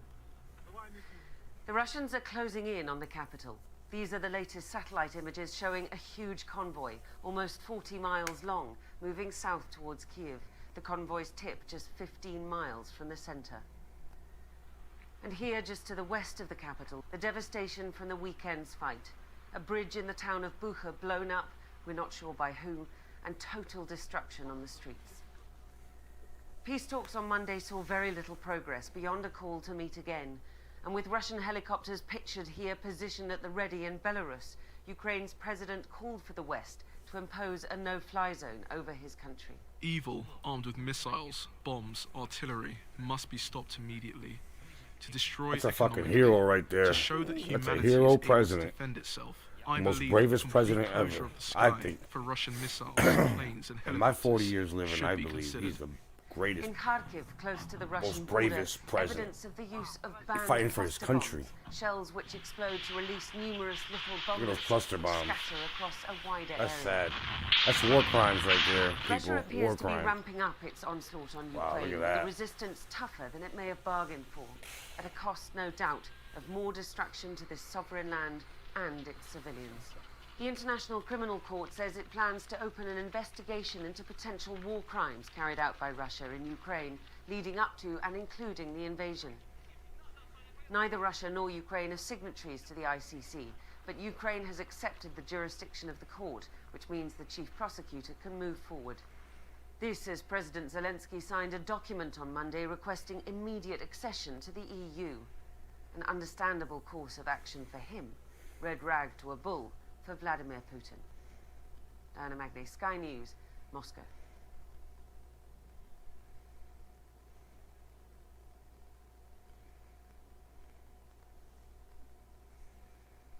Talk to me about the kind of people you're helping and what's happening today.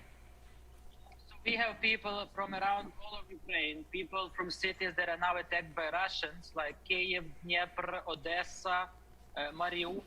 So many other regions are coming seeking shelter in my native town. Right now I'm talking to you from Vinohradie, which is a very small town in the west of Ukraine, near borders with two European countries, Romania and Hungary. So we have already given shelter to 1,000 people for the last few days. And this is like we have in our town 20,000 people. So imagine 1,000 people came just in few days. We give the shelter them here. We provide here for them food. So they now sleep in dormitories. Some of them are provided with hotels and flats, but many of them will be soon just left in the gyms.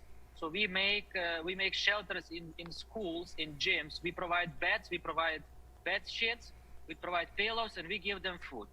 So that's what we are doing. We receive a lot of support from neighboring countries. We receive a lot of support from Romania, from Hungary. I'm also responsible for humanitarian assistance and help. So we have storages here of food. We have storages of many products and also some individual protection stuff, like individual hygiene stuff. So like soap and pillows and servettes and stuff like that. So we collect all that and provide to people. Yeah, so we collect all that and we provide to the refugees. 660,000 people all the have things fled that they Ukraine. need. That's so crazy. far we are good, but I think that in a few days the Hey, situation what's will up? be Hey, worse thanks because for even watching. more people Subscribe to are my coming channel. us. You don't have to, but Andre, thanks talk if to you me do. about And where I appreciate people you if you are coming don't. from, when Don't they worry get about to it. How far have But I they appreciate travelled? it for watching. What are their plans? Because by the sounds of it, they are stopping in your town to have some rest, to gather themselves and go again, head to the border. Where are they coming from? Talk to me about their stories. Okay, so people are driving for 30, even 70 hours to get to this town, to get to Transcarpathian region, because of the lots of people that are now traveling to this part of the country. So some of them, they stay in this place, they find some shelter from them, and they stay here hoping that the war will end soon, and they will be able to come back to their homes. But many of them are traveling abroad. So now we have queues on all our borders, and some people even sleep in the cars to get to the Europe. So that's a huge problem for us, because many of them, they decide again to stay in my native town and all towns around here because they just can't, cross the border. Although the border procedures are very simplified right now, still because of a huge amount of people that are going abroad. Excuse me, just I apologize. My impossible bad. to cross the border. Yeah, Andre, how are people? Because we keep talking to people here on Sky News. We want to tell Ukrainian people's story. We want to inform the world about what's happening in your country. And there is a lot of defiance from Ukrainian people. But we're talking about families that have been split up because, for those watching at home, the men in Ukraine have to stay. They have to stay to fight. And that means that wives, sisters, mothers are having to leave on their own with children for other countries.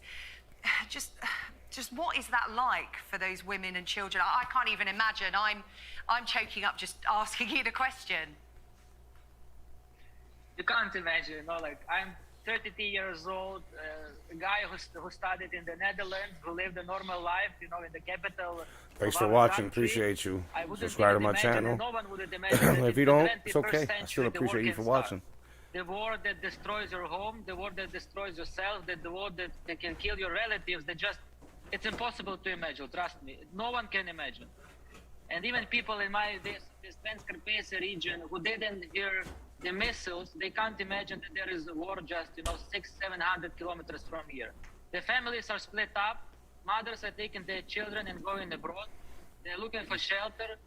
The men are staying in Ukraine. They're trying to fight. They go to military. They want to serve in the military. They want to fight for their home. And that's the reason why we stand for the last 6 days, and we will stand even more, because this is our land. We are going to fight for every centimeter and for every inch of our land. And we just want to make sure that our mothers, our sisters, and our kids are in the safe place, and then we are going to fight. Many, many Ukrainians are already fighting now. And that's why we need to help all of them to make sure that, their backyard is secure. Their families are in a secure place. Their families have food, and they will survive any case. Well, Andre, you're doing an incredible job just to reassure those who have had to send their families away from their hometowns and cities to borders with other countries. You're doing a great job in looking after them and making sure they get somewhere safe. So, you know, on behalf of those watching who are affected, thank you for what you're doing. And just a final question. How safe do you feel in your town at the moment? Because what we are learning over the last 6 days is that what we thought would be targets by Russia, everywhere is a target. Nowhere in Ukraine is safe. How safe do you feel right now? Well, this part of Ukraine is safe because it's 800 kilometers from Kyiv. And I would say that this is the safest part so far, part of Ukraine so far. And we don't know what will be in the next few days, but I believe that we will be the last, you know, piece of land, if in any day taken by the Russians, and we will fight till the end. So I believe that, you know, at this place where I'm sitting right now, so this will be the place where Ukrainians either will die altogether or will survive and kill all Russians, and then we will stand for our freedom. I mean, Russian soldiers.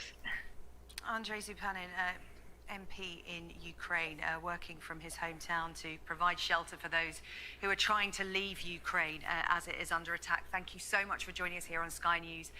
Stay safe. Thank you. We hope to speak to you again in the future. Thank you.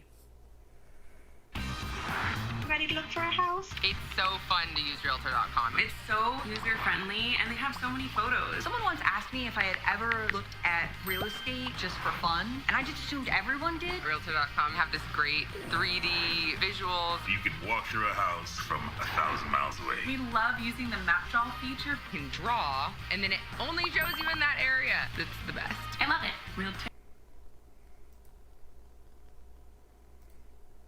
But first, let's talk to the Foreign Secretary, Liz Truss, who joins me in the studio. Good morning, Foreign Secretary.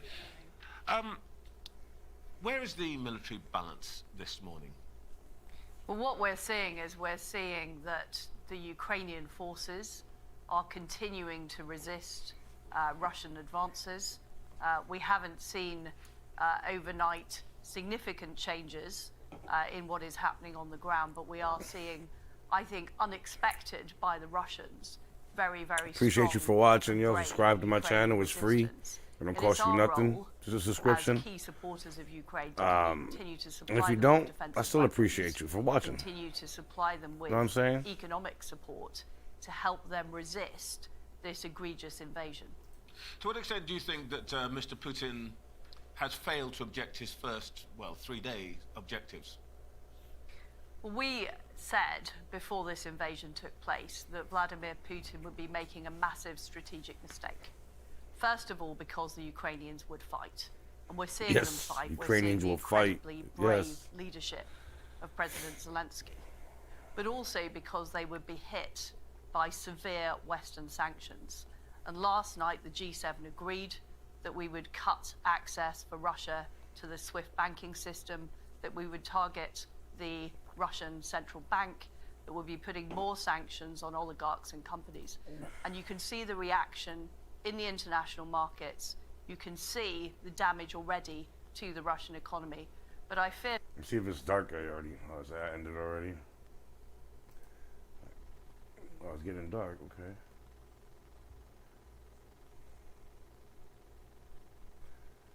Oh, I don't know about this video. Camera 1, that still looks like it's like earlier camera. It's not live. Because I was seeing this earlier, and that's just not live, trust me.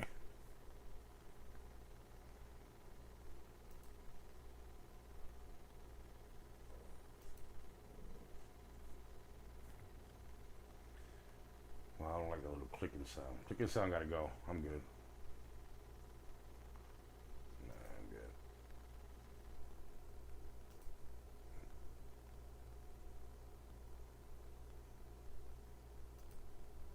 Crime has skyrocketed. Under Biden and Democrat control, more police officers were killed. Cities have seen record murder rates. Fentanyl is killing our kids. So tonight, after President Biden's speech, Americans are going to ask the two questions. Am I better off under Biden and Democrat control? Do I trust that Biden is really going to do what he says he's going to do? The answer to both is no. And now I'd like to turn Okay, it shit over is heating to up, the people. ranking member of Foreign Affairs Okay. Committee, Mike McCall. Thank you, Debbie. You know, weakness invites aggression. It's a historic axiom, and it's true. You look at Chamberlain. Yo, going thanks to for talk to tuning Hitler. in. Subscribe to my With a channel. piece It's of paper free. that wasn't worth Appreciate the you. paper it was written on. But they're talking about We Biden saw right now Churchill in a talk negative about way, so appeasement it must be interesting if you and how don't that like Biden. invites Or if you aggression. think And then Biden's we had doing a good Reagan job, talk you about might want to peace hear this. through strength. Putin sees weakness. Or not. President Xi sees weakness. The Ayatollah sees weakness. And Kim Jong-un sees weakness. We have a weak president, and he's creating a very dangerous world. The disastrous withdrawal from Afghanistan was the beginning of the end. Putin watched that, and he saw a weak and ineffective president. The waiver of Nord Stream 2 sanctions that we passed in Congress, bipartisan by the way, to put congressional mandatory sanctions, this president waives them in the national security interest of the United States. Explain to me, Mr. President, how that is in our best national security interest, to allow Putin to complete his pipeline into Europe while he cancels the Keystone pipeline and all energy production in this country.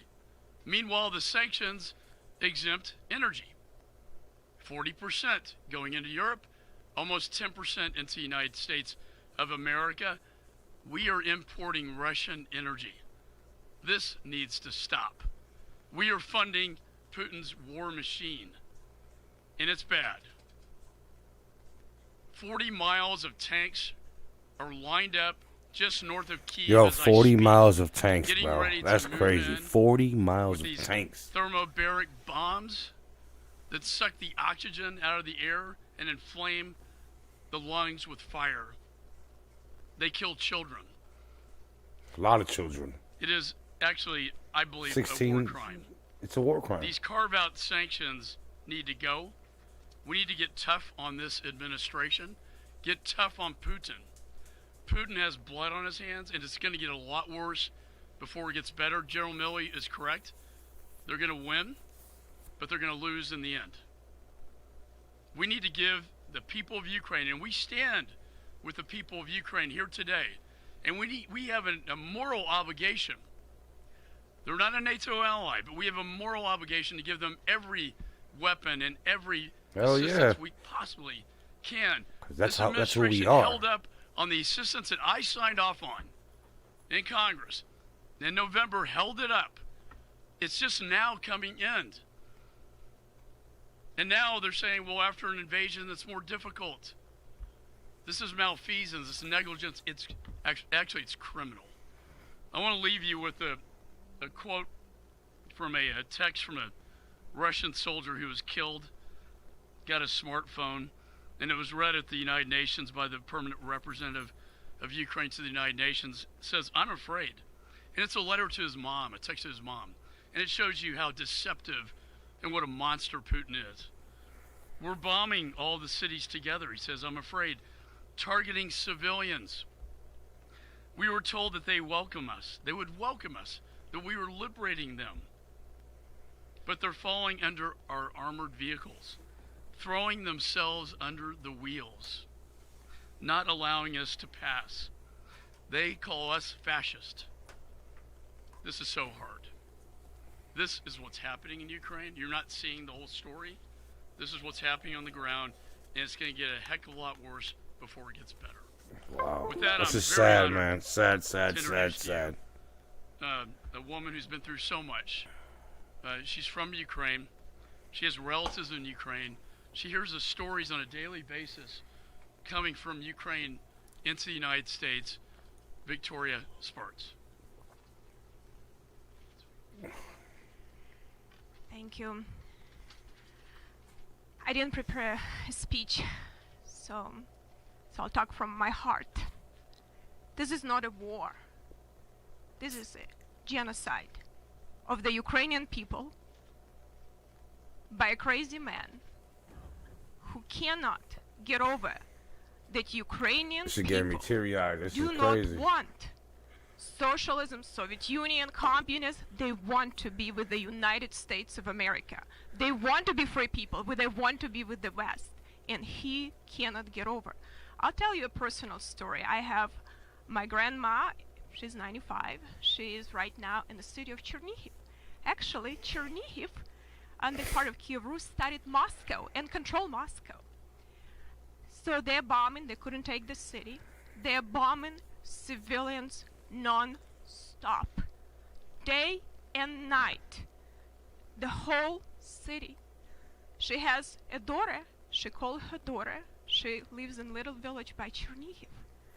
And her daughter told her they came into village with a heavy machine gun, killed almost every person in that village.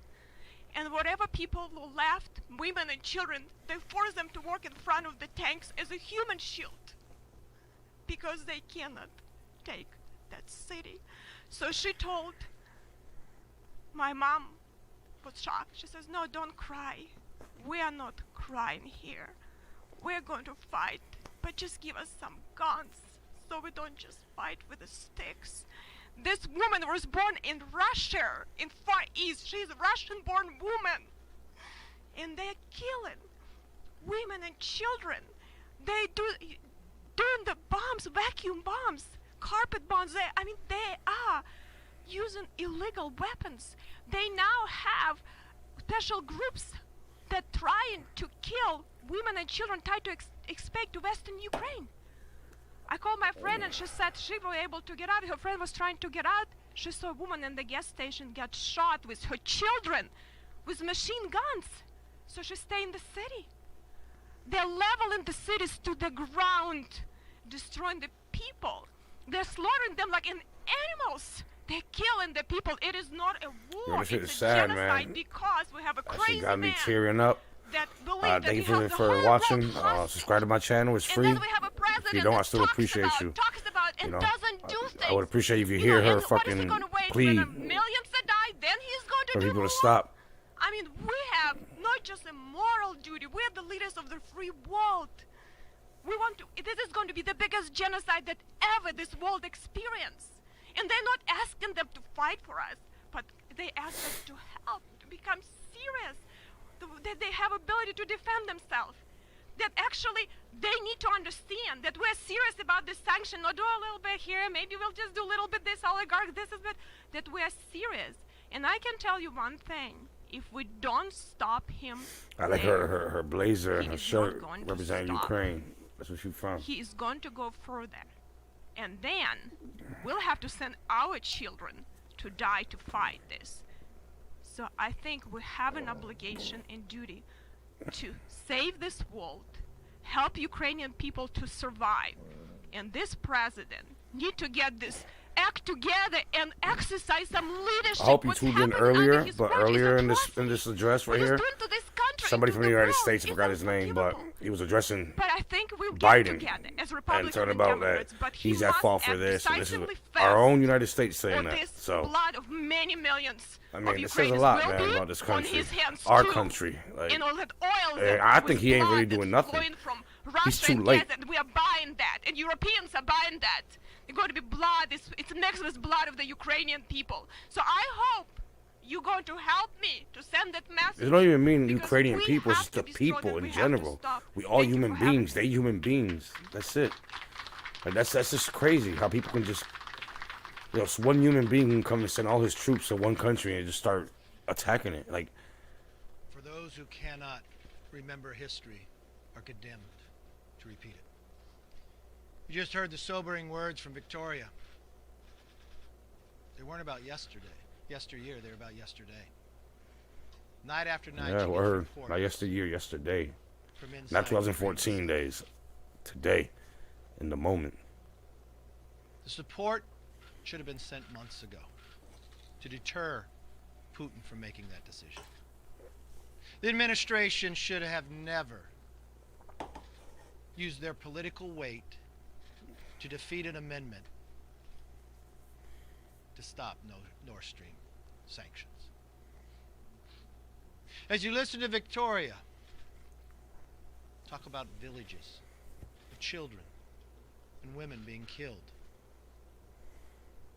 every single American should look and say we should not fund $1 of that to Putin. And Tonight, they're I saying, hope that all changes. think about it, they're saying that Tonight, I because hope the Biden president basically, stands up he's funding that and to changes Moscow. course when it comes to the energy So all that firepower he has, the 40 miles of all these trucks and military stuff he got going on over there, he's funding that. Our president from the United States is funding that. to a reckless, evil man that uses it to cause death around the world. Whatever the president says tonight or doesn't say, we cannot ignore the problems this administration has ignited. From a border, simply by his executive orders, become wide open. Fentanyl moving across our country. There's enough fentanyl in America today to kill every single American 7 times over. As you heard, it's the #1 leading cause of death in America for those of the age of 18 to 45. Those on the terrorist watch list that have found a way to enter America that we are catching. More importantly, those that we do not, that have entered. Inflation we haven't seen in more than 40 years. Crime running rampant throughout America based upon a democratic policy of defunding the police and electing DAs who believe in not upholding the law.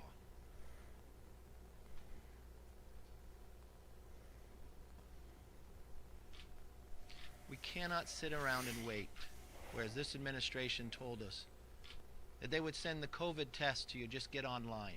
People waited 2 and 3 months. That same thing cannot happen to Ukraine. It can't. No We're way. supposed to send them weapons. No way. Every single American wakes up every morning. Yo, if I can go out there, yo, I would go out there and fight. But I read that you have to be, if you're in Ukraine, you have to be a U.S. citizen if you're living in Ukraine, that you can fight. You got to email, you know, like the gov email address, and they'll respond to you. You got to take those steps. But if I was out there as a U.S. citizen, I'm able to fight with Ukraine army. Withstanding those who believe for freedom. So all the Americans out there, if you're there, encourage yourself to fight. Because you know what? It could happen to us out here, where we would have to fight. Yes, ma'am. I have 2 questions, if I may. First, show of hands. Planning to attend the State of the Union tonight? Okay, thank you. And, can you please respond to Marjorie Taylor Greene attending the White Nationalist conference over the weekend? You know what? I commented on that on yesterday. I understand your job. I understand what you're trying to do. I've already commented on that. We've got a war in Europe that we have not had since World War II. We've got people in a village and others, and you can take my statement that I said yesterday and play it one more time. Yes. You've heard from Newsmax.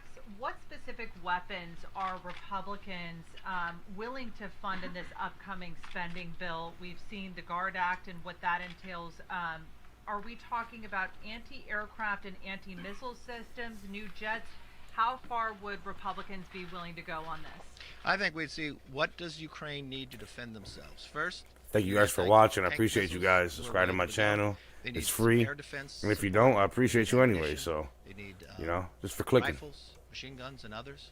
But this is talking about Biden, what he has not done, or, you know, all the wrongdoing, obviously, of Russia. But this is basically on about Biden. Like, he ain't doing nothing, really. Just as I asked the presidents months before, why wouldn't you send them then? If you send them before Putin comes in, there's a really good chance Putin might not enter. Exactly. Think about how difficult it is to get it into the country today, or even to get it to the front lines, as the cities are being encircled. And if we're going to wait like we had to wait for COVID tests, I'm not sure there'll be someone there to give it to. Imagine if... Facts. It could fall in the hands of the Russian army, those weapons. If they'd had just half I imagine Putin would That's not why I pay. think Biden And just the did interesting wrong. part is, they're willing to pay for it because they just want to be able to defend themselves. They're not the aggressors. They just want to defend and save their own families. I think we should be able to supply that. Yes, Chad. Good morning. What's the balance here? Obviously, Republicans are going to be critical of the president, going to listen to what he has to say and take issue with things that you don't like about his remarks tonight. But when you face a crisis in Europe, there used to be this saying about foreign policy stops at the water's edge.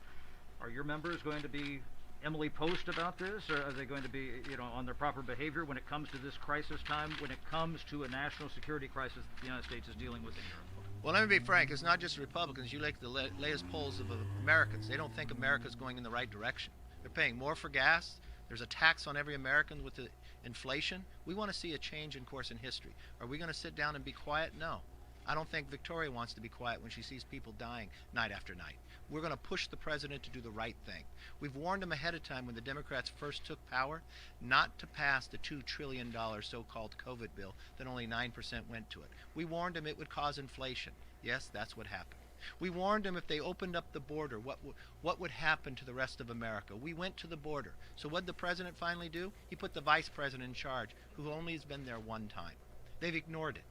When we said crime is running rampant, that we actually think you should fund the police, not defund them, because this is what would happen. This is exactly what's happening across America today with the rise in crime. We've watched it time after time. But it's not Listen, just I mean, Republicans, it's I'm not liking Biden right now, but I'm from Massachusetts, and where I'm from, Holyoke, they consider it the most dangerous city in Massachusetts. And I haven't seen no crime in a long time, so I can't agree on that, to be honest. About Nord Stream. He used his political weight from his administration to whip members to vote no.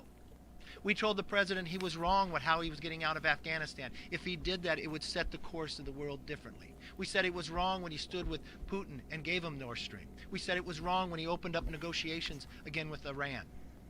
All those actions have put us into the place we are today. Because they feel like the United States is weak. That's why. We're going to defend our nation. We're going to defend our way of life, and we're going to change the course of where we currently are. Yes, sir. Thank you, Leader McCarthy. Wondering, obviously every day counts right now in Ukraine.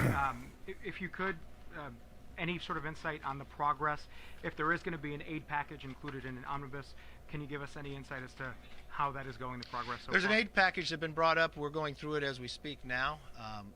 Talking to the military experts about what's needed as well. We want to make sure it can get there and get there now and not wait. Be able to move items because every day matters with us. We should also work, what's the sad part is, we're watching Europe lead. A lot of actions that the president is taking are only after Europe has taken a lead. Thankfully, President Zelensky didn't take President Biden's advice and leave the country, because we'd be talking today about a collapse. Yep. In his short term of administration, Americans have had to evacuate 2 countries. These are individuals that want to stay there and fight, but not use sticks. I think we need to rally the entire world against what Putin is doing and make him change the course. Yes. Can I ask you a follow-up? Thank you for sharing your story. You mentioned that your grandmother's there. I know you probably have other family members. Have you been able to be in contact with them? Are they safe? No one's safe in that country. It's interesting, my grandma is 95. She experienced Stalin, she experienced Hitler, but she says, we never experienced something like that, ever.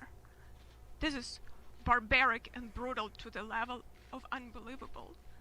And I hope United Nations will sad, man. do some leadership, because this is terrible. We have to deal with that. But I have some friends from college and other people. A lot of people are sitting on the ground. They are bombing non-stop civilians, non-stop, from morning till night. The city of Chernihiv I've been from for last 3 days, bombing non-stop, exploding buildings, hospitals, schools, everything. They cannot even get out. I mean, they have no supplies. They cannot even get out from underground. A lot of people don't even have any ability now to have the phones. Thank God that Elon Musk helps a little bit with some of the stuff, so I really appreciate that he did step up. I hope Elon all Musk. businesses will step Shout up. out to Elon Musk. They say we're not going to be part of this Represent, bloodshed. helping out. We're not be Give him a criminals. clap. Like what is he doing is criminal. But you gotta give Putin my Mall of the Year. Some people, you still can connect. Some people you cannot connect depending where they are. But everyone is on the ground because people understood. They're not fighting the military now. They're fighting to kill civilians, destroy, level to the ground. If you conquer the country, and if you want to govern it, you don't destroy everything to the ground. You don't destroy buildings. You don't put carpet bombs to destroy everything. They want to suppress civilians, but I can tell you, these people went through so much. These people went through so much hardship. Millions were killed by them, by Stalin and Hitler. Almost my whole family was killed by them. These people will not surrender. But we need to give them a chance to survive. Otherwise, they have no chance. We'll have millions of people killed. Subscribe we need to the channel. It's free. For some people to be You able gotta to pay escape nothing. with children, women and children, because all he's you gotta now do is shooting deal at with them. me. I think we You have know a what I'm saying? responsibility. And And another if you thing, don't, I can tell you, the Ukraine I was the understand. third largest You don't nuclear have country. to. You know what I mean? The third largest But after Russia I and would United appreciate States. it. You know what I'm For saying? a good reason. For